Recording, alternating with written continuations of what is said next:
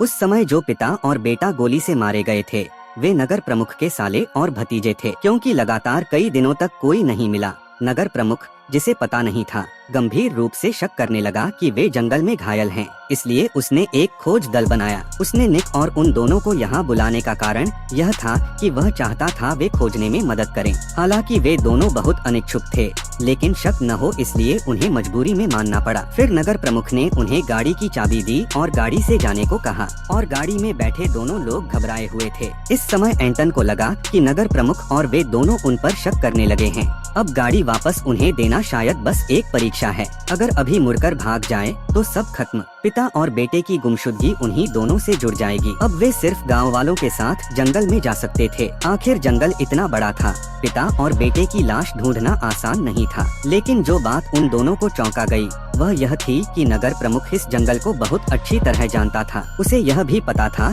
कि निक और दोनों ने सबसे पहले यही शिकार किया था। यहाँ तक कि जिस रात वे देर रात बाहर निकले यह भी उसे पता था। इस समय नगर प्रमुख ने उनसे पूछा कि वे आधी रात को क्यों बाहर गए और दिल में डर रखने वाले दोनों को झूठ बोलना पड़ा कि वे उस रात कहीं और शिकार करने गए थे। लेकिन तभी बाकी गाँव वाले शिकारी लेकर खोजने लगे। जल्द ही सेना भी जंगल में आ गई। जैसे जैसे सेना उस दफनाई हुई जमीन के करीब पहुँच रही